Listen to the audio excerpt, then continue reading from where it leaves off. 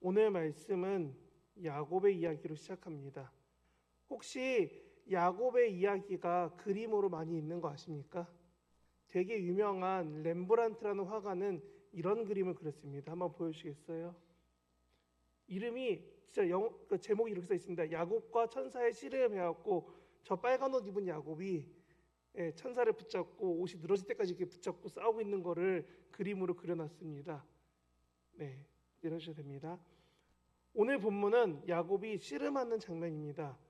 렘브란트는 이 장면을 매우 정밀하게 그려놨습니다. 그만큼 이 사건은 그림으로 그려질 만큼 강렬하고 단순한 에피소드가 아니라 인생을 바꾼 중요한 사건이 됩니다. 그래서 우리가 많이 들어본 설교가 됩니다. 그러면 이 사건에서 무엇이 그렇게 중요할까요?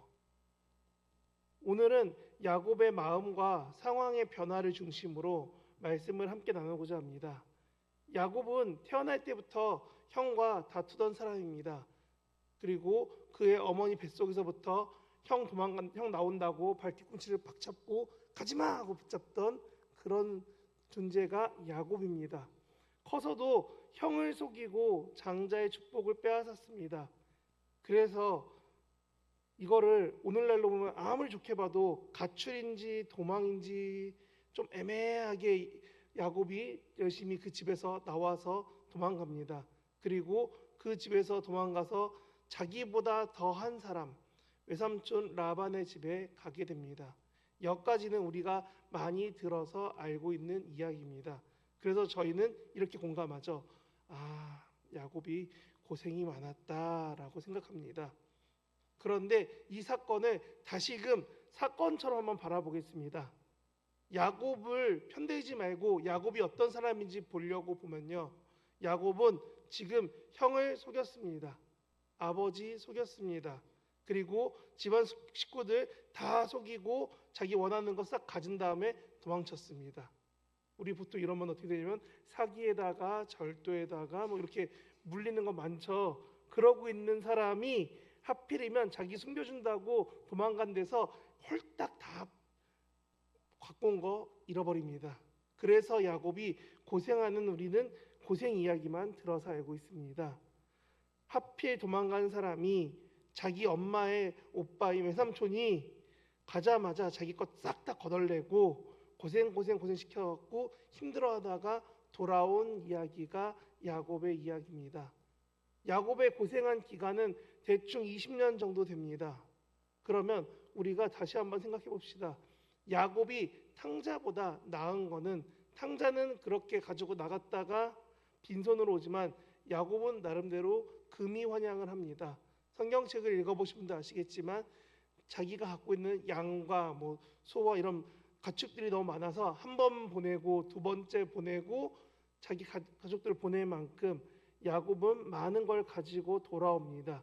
근데 오늘 본문이 언제냐면 그렇게 재물을 보내고 재산을 보내고 자기 아내와 자녀들을 보내고 혼자 남아있는 그 시간에 형 에서를 만나기 직전에 일어나는 것이 32장 씨름이라는 겁니다.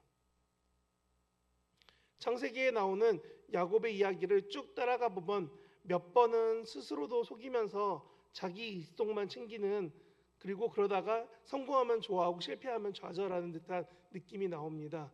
실패했던 거는 팥죽을 줘놓고 팔라고 해놓고 아니라고 화내니까 되게 나한테 왜 이래 하면서 되게 약한 모습을 보이는 것도 성경책에 쓰여 있습니다. 그런 야곱이 얼마나 어설프게 우매하게 행동했는지 나오는 것이 하필 그 다음에 나오는 외삼촌 집의 이야기입니다. 외삼촌 집에 딱 갔더니 너무나 예쁜 사람을 보자마자 반해버립니다. 젊은 애들 말로 금사빠라고 합니다. 금방 사랑에 빠졌어요. 보자마자 얼굴에 빠진 그 야곱은 가서 외삼촌이 말하는 한마디에 자기도 모르게 계약을 합니다. 너가 결혼하고 싶으면 7년을 제대로 일만 하면 돼. 오늘날로 치면 이렇습니다. 내가 노가다판에 가서 하루 종일 일한 걸로 방세 내고 식비 내고 생활비 냈더니 남는 게 없었다. 이런 생활을 7년을 했습니다. 왜요? 예쁜 내가 좋아하는 그 사람, 이게 바라만 봐도 좋은 사람을 결혼할 수 있다는 생각에 7년을 하루같이 버텼습니다.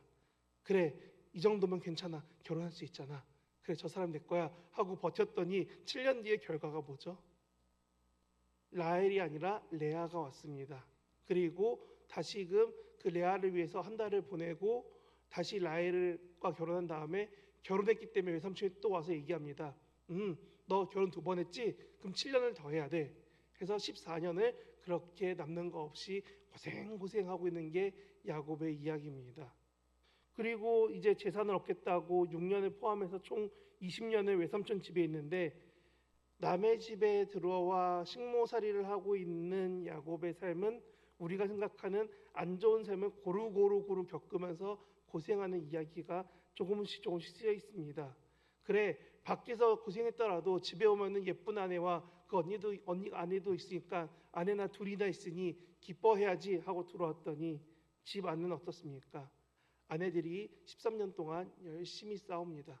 그리고 아이 낳을 때마다 아이 이름을 하나님 이렇게 해주세요 하고 자기의 억울함을 아이의 이름에 넣어놨습니다. 그게 저희가 아는 이스라엘의 12지파의 근간이 됩니다. 그 이름들이 되게 유명하고 되게 능력이 있어서 유다, 찬양, 그래 찬양하는 지파구나. 아닙니다. 내가 아들 낳았으니 이제 남편이 나를 보면 수 있게 하나님은 찬양하겠습니다. 여인의 안타까움이 담아있는 그 이야기들이 아들들 이름에 남겨있고, 그런 이야기로 13년을 보낸 후에야 이제 힘들게 20년을 채워서 야곱이 돌아옵니다. 고생한 20년을 끝내고 이제 딱 떠나서 이제 집이 보이는 동네까지 오고 나니까 그의 마음은 갑자기 더 많이 어려워집니다. 힘들게 20년을 걸쳐서 돌아왔는데 과연 형을 만나려니까 두려워합니다. 내가 떠나기 전에 형은 동물을 그냥 가서 때려잡을 수 있는 힘이 있고 덩치가 이만한 그런 형이었습니다. 그런 형이 내가 만나자마자 너가 나한테 사기쳤어 할까봐 무섭습니다. 그리고 돌아왔더니 부모님은 어떨지 고민도 못하고 말도 못하겠습니다. 이런저런 과거의 기억이 떠오르며 급기야 형이 나를 죽이지 않을까, 나를 받아는 줄까, 여러 가지 생각이 정말 많아진 야곱입니다. 그래서 야곱이 형을 만나기 전에 여러 가지 준비를 하는 것이 32장에 나오는 겁니다. 계속 보냈던 이야기는 야곱의 두려움을 자기 스스로 조금씩 내려놓는 그 시간이었습니다. 그렇게 다 보내고 남았는데, 이제 홀로 남았는데, 그래도 야곱의 마음은 두렵고 어렵습니다. 앞으로 나가기도 막막하고, 사실 뒤로 도망치고 돌아가기에는 가족들까지 다 보냈으니 그럴 수도 없습니다. 강가에 혼자 앉아서 한탄하면서 옛날에 한번 찾아봤던, 집에서 나와 도망칠 때 부르짖었던 하나님을 찾습니다. 그래서 그런지 성경은 야곱이 어떤 자세로 기도했는지 자세하게 말해주지 않습니다. 무릎을 꿇고 열심히 기도했는지, 땅을 치면서 아이고 어떻게 해요 하고 울었는지, 아니면 소리 높여 부르짖으며 하나님 너무 억울합니다 했는지 아무것도 모릅니다. 그런데 한 가지 분명한 것은 그의 간절함이 절대적으로 평범하지 않았습니다. 우리식으로 표현하면 소나무마저 뽑을 만큼 열심히 기도했습니다. 그렇게 간절히 하나님을 찾고 자신의 인생을 놓고 하나님 앞에서 기도하며 씨름하고 있을 그때에 성경은 말합니다. 어떤 사람이 날이 새도록 야곱과 씨름하였다라고 말합니다. 천사로 표현되기도 하고 호세아서에서는 하나님과 겨루었다고도 말합니다. 야곱의 마음을, 그때의 야곱의 마음을 우리가 한번 생각해 봅시다. 20년을 넘게 돌아온, 이제 곧 조금만 가면 형을 만날 수 있는 그 상황. 근데 형을 만날 수 있을까? 내가 실수했던 그 모든 것들 난 괜찮을까? 여러 가지 한탄과 후회가 지금 그 밤에 기도가 되어서 야곱이 정말 자기 인생을 내려놓고 쏟아져 나오는 기도를 밤새도록 합니다. 그랬더니 그 약함을 내려놨을 때에 하나님 앞에 야곱은 아마도 이렇게 기도했을 겁니다. 하나님, 어떻게 해야 합니까? 내가 정말 할 수 있을까요? 여기까지 왔는데 제가 어떻게 해야 됩니까? 라는 그 기도, 야곱의 밤새 기도의 가장 중요한 부분은 어떻게 합니까? 였습니다. 성경은 이 장면을 조금은 독특하게 말합니다. 호세아 12장 말씀 한번 보여주시겠어요? 이렇게 쓰여 있습니다.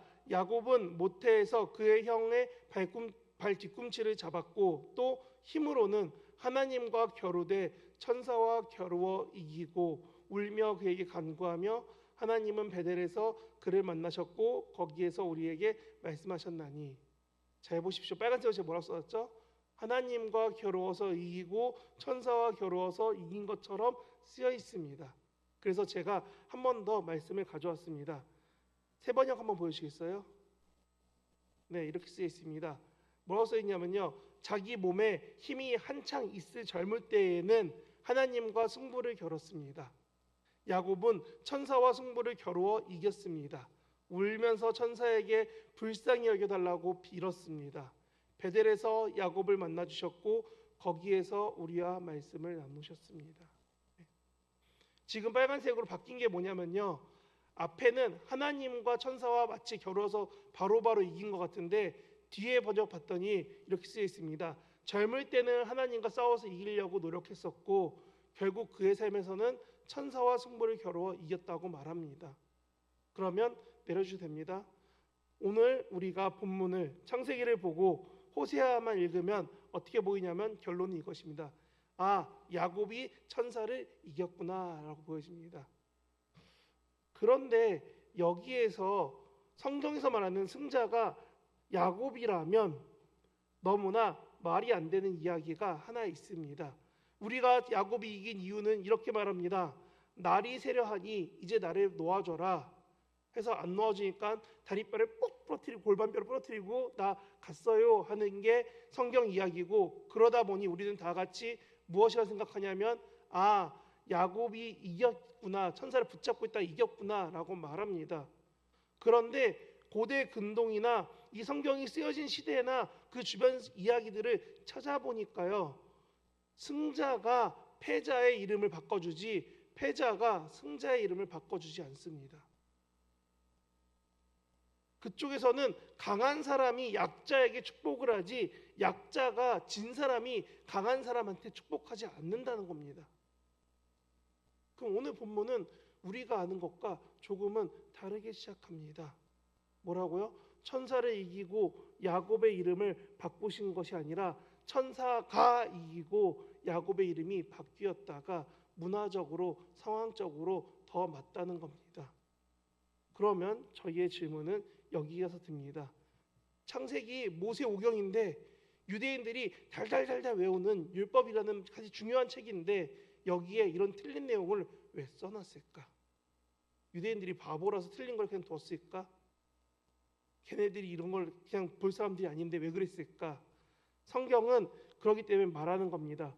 누가 이겼느냐, 누가 졌느냐가 아니라 무엇 때문에 씨름했고 씨름해서 무엇을 얻었느냐가 중요하니까 누가 이기고 진 거는 틀려도 신경 쓰지 않았다는 겁니다.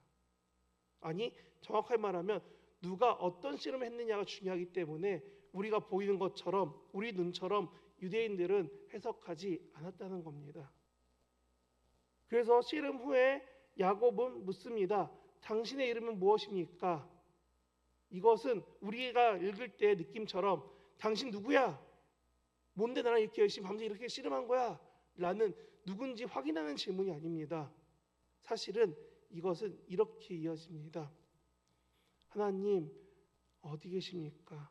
하나님 제 기도는 들으십니까? 하나님 왜 이렇게 응답이 없는 것 같습니까? 야곱은 지금도 절절하게 절규하면서 하나님을 찾고 있다는 겁니다. 밤새 기도는 그렇게 당신이 누구이시기에 이렇게 고통스럽게 찾는데 왜 응답이 없이 내가 이렇게 애달프게 기도만 하게 하십니까?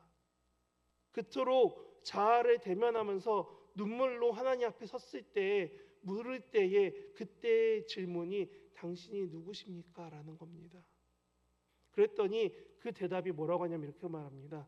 오늘 읽은 본문 32장 29절에 이렇게 쓰여 있습니다. 그가 거기에서 그에게 축복하니라.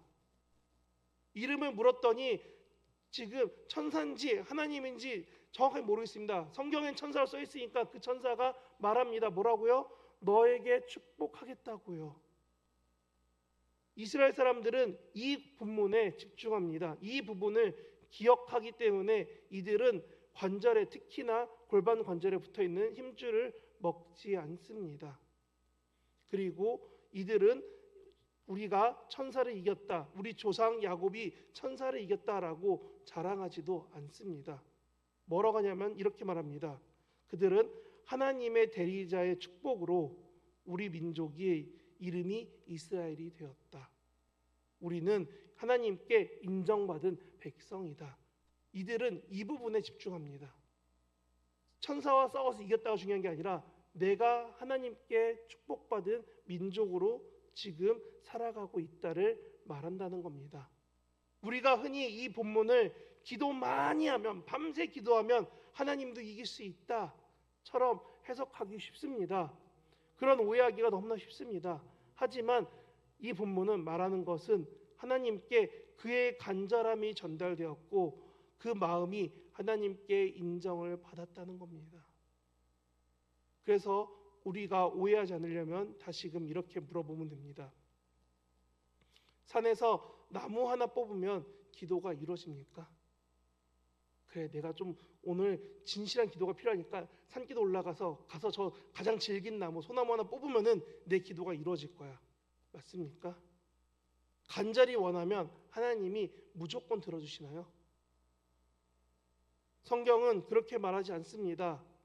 우리는 기도를 통해 점점 더 진실한 자신의 모습으로, 더 낮은 마음으로, 더 내려놓는 태도로 자기를 마주하게 됩니다.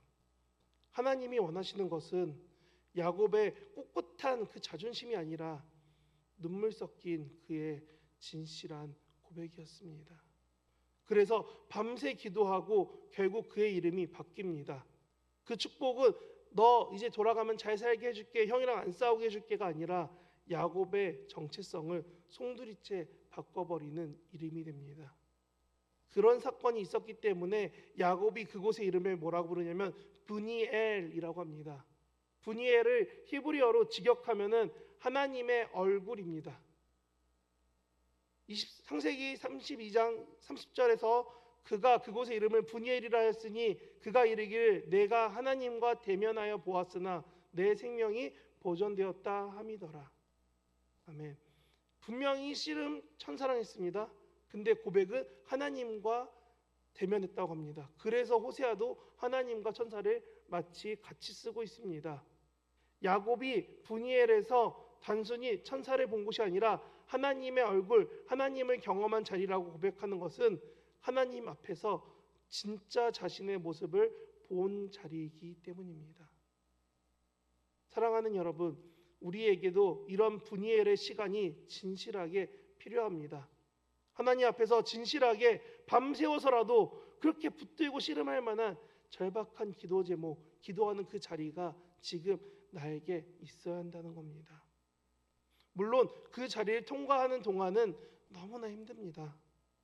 왜 내게 이런 시련이, 왜 나에게만 이런 일이 반복이 될까? 이런 마음이 들 수밖에 없습니다. 성경을 보면 다윗도 간절히 기도했고 사무엘도 하나님의 음성을 들었습니다. 그러나 하나님께서 언제나 즉시에 눈에 보이는 방식으로 응답해 주진 않습니다. 브니엘은 응답이 빨리 오는 자리가 아니라 하나님을 간절히 찾던 사람이 마침내 하나님이 여기 계시구나라고 고백하는 그런 자리라는 겁니다. 성경은 분명히 말합니다. 출애굽기에 보면 이렇게 써 있습니다. 내가 내 얼굴을 보지 못하리니 나를 보고 살 자가 없음이라. 내가 내 등 뒤를 볼 것이요 얼굴은 보지 못하리라. 아멘. 이게 누가 하시는 말씀이냐면요, 모세가 하나님에게 가서 십계명 받을 때 너무나 때렸습니다. 하나님 제발 얼굴 한 번만 보여주면 안 돼요? 그때 모세에게 하나님 응답이 저것입니다. 너가 나를 보면 죽을까 봐 나는 너를 보호하기 위해 내 등만 보여줄게. 근데 오늘 본문은 뭐라고 말하냐면 내가 하나님과 대면하여 보았으나 생명이 보존되었다라고 말합니다. 죽지도 않고 그리고 축복받고 그에게 삶이 바뀌었다는 겁니다. 그래서 하나님을 대면한다는 것은 단지 눈앞에 어떤 형체를 보는 것이 아니라 하나님 앞에서 나의 진실함이 드러나는 자리입니다. 그래서 시편은 이렇게 말합니다. 시편 139편입니다. 여기 잘 보시면은 빨간색 써 있습니다. 뭐라고요? 아시나이다, 아시고, 아시오며, 아시오니. 시편 139편이 6절까지 다 저렇게 아십니다, 아십니다, 아십니다 써 있고요. 어떻게 하시냐면은 나를 살펴보시고 나의 어떤 것을 살펴보셔서 나를 아십니다 라고 말합니다. 하나님 앞에서 씨름을 하고 연약함을 드러내며 머리털까지 되신 하나님 앞에서 그 과정을 통해 하나님은 야곱을 이스라엘로 바꾸십니다. 그러면 하나님이 이스라엘이라는 나라를 그때부터 기억을 하고 1945년에 1950년에 이스라엘을 만들어야지 하고 굳이 그때 이름을 이스라엘로 만들었느냐가 아니라요. 성경을 가만히 보면 하나님은 사람을 부르시고 그 사람을 변화시키시고 그들을 통해 역사를 이루어 가십니다. 그래서 우리나라 이야기가 아닌 저쪽 저 먼 나라 이야기를 우리가 구약이라고 신약이라고 읽는 것입니다. 결국 이 이야기는 그리스도 예수 안에서 온 세상이 복을 얻게 하시려고 하는데 오늘은 그 복이 누구한테 있었다? 야곱에게 있었다라는 것입니다. 그러면 우리는 이 본문을 보면서 다시금 나에게 이렇게 묻습니다. 하나님 앞에서 나는 어떠한 존재입니까? 하나님께서 내 삶을 통해 어떤 일을 하시려고 하는 것이라 생각하십니까? 저 높은 하늘에서 나보다 나를 더 잘하시고 내 머리털까지 세시는 그분이 굳이 이 사람인 나를 선택하셔서 무엇을 하려고 하실까요? 그 하나님이 나를 부르셔서 하나님의 자녀로 예배자로 세상 속에서 하나님 사랑의 증인으로 붙들어 주시고 세워 주셨습니다. 그것을 알게 됐을 때 우리의 부족함을 하나님께 채워달라고 기도하는 그 자리가 바로 분이엘이고 그렇게 변화되어 채워졌을 때 우리는 세상에서 증인이 됩니다. 그래서 우리는 한 사람이 하나님과 겨루었다는 이 이야기를 보는 것이 아닙니다. 야곱이 지금까지 붙잡고 살았던 그의 자아, 계획, 두려움을 하나님 앞에 내려놓았을 때 어떻게 변화되었는지 봐야 되는 것입니다. 야곱이 씨름한 날 밤에 그는 입술로만 기도한 것이 아니라 자신과 정말 처절히 싸우고 자신의 두려움과 싸우고 과거의 죄책감과 싸우고 다가올 미래의 불확실성과 열심히 싸워냈습니다. 결국 그 자리에서 하나님 앞에서 울면서 말합니다. 나를 축복해 주지 않으면 내가 보내지 않겠습니다. 이 말은 이기기 위한 싸움이 아니라 살기 위해서 변화하기 위해서 씨름했다는 겁니다. 그래서 이스라엘 사람들은 여기에 승자가 중요한 것이 아닙니다. 하나님 앞에 나와 내 힘, 내 방식, 내 감정, 내 자존심을 다 내려놓고 하나님 앞에 기도할 수 있어야 된다는 겁니다. 그래서 분이엘이 말하는 너 자신을 내려놓고 하나님과 대면했을 때 야곱이 간절히 바랬던 것처럼 우리들도 삶의 자리가 바뀔 수 있다는 것입니다. 우리가 오늘 기도회에서 이런 마음으로 기도할 수 있으면 좋겠습니다. 내 안의 두려움과 내가 씨름할 때 하나님 두려움을 이겨낼 수 있게 하여 주시옵소서. 내 마음의 교만과 다투었을 때 주님 내 마음의 교만을 정리하고 이겨낼 수 있게 하여 주시옵소서. 내 삶을 지배하던 상처, 자책, 수치심과 내가 지금 맞서 싸우겠사오니 하나님 그 상처들로부터 나를 회복시켜 주옵소서. 내 힘만으로 살던 내 인생을 내려놓을 수 있게 해 주시옵소서. 이렇게 간절히 기도할 때 하나님께서 그 기도와 가운데 나 자신을 조금씩 변해가게 하실 것입니다. 그래서 밤새 시간이 필요한 것입니다. 하나님을 이기는 것이 아니라 하나님을 붙잡았기 때문에 그 진실한 마음 때문에 하나님이 기뻐하셨다라는 마음을 갖게 되는 것. 하나님은 지금도 우리 삶에서 분이엘해서 우리를 만나길 원하십니다. 하나님의 얼굴을 구하며 나를 발견하며 하나님으로 나를 채우는 자리를요. 그러면 우리가 어떻게 해야 될까요? 다시금 야곱의 이야기로 돌아옵니다. 야곱은 이날 있기 전까지 평생 계산하고 속이고 도망치고 붙잡던 그런 삶이었습니다. 그런데 하나님 앞에서 드디어 그 손을 놓았습니다. 태어날 때부터 형 뒤꿈치를 잡던 그 손을 놓았습니다. 자존심을 내려놓고 상처를 내려놓고 내 계획과 조급함까지도 내려놓은 다음에 하나님이 하실 일들을 기다렸습니다. 그랬더니 하나님이 그의 이름을 바꿔주십니다. 하나님은 우리에게도 동일하게 묻습니다. 너의 이름이 무엇이냐? 제 이름은 야곱입니다 한 것처럼 하나님 앞에 우리가 어떠한 사람인지 말하기 원하십니다. 저는 연약한 사람입니다. 저는 두려움에 쉽게 흔들립니다. 저는 신앙보다 감정이 앞설 때가 많습니다. 저는 미성숙합니다. 하나님은 이렇게 자신을 내려놓고 내 자신을 대면했을 때에 그때에 말씀해 주십니다. 그리고 그 삶을 변화시키십니다. 우리도 이렇게 하나님의 이름을 붙잡고 살아가는 씨름을 하기 바랍니다. 그때 우리의 고백이 이러했으면 좋겠습니다. 하나님, 저를 그냥 보내지 마시오. 이 예배 시간, 이 기도 시간을 지켜갈 수 있게 하여 주옵소서. 저를 만져주시고 저를 바꿔주시고 저를 붙들어 주십시오 라는 고백이 우리 삶에 이어질 수 있는 우리 모두가 되기 바랍니다. 정리합니다. 하나님이 야곱을 통해 말씀하시는 것, 홀로 있을 때 원하시는 것, 그것은 우리가 울며 씨름하며 천천히 더듬더듬 하나님의 마음을 찾아가고 알아가는 것입니다. 중요한 것은 하나님과 이기려는 것이 아니라 하나님을 붙드는 것입니다. 그리고 포기하지 않는 것입니다. 그때 그 끝에, 그 기도 끝에 하나님은 변화시키시고 하나님을 붙든 사람을 승리케 하실 것입니다. 이 밤이 우리의 분이엘이 되기를 진심으로 바랍니다. 이 시간 같이 말씀 놓고 기도하기 바랍니다.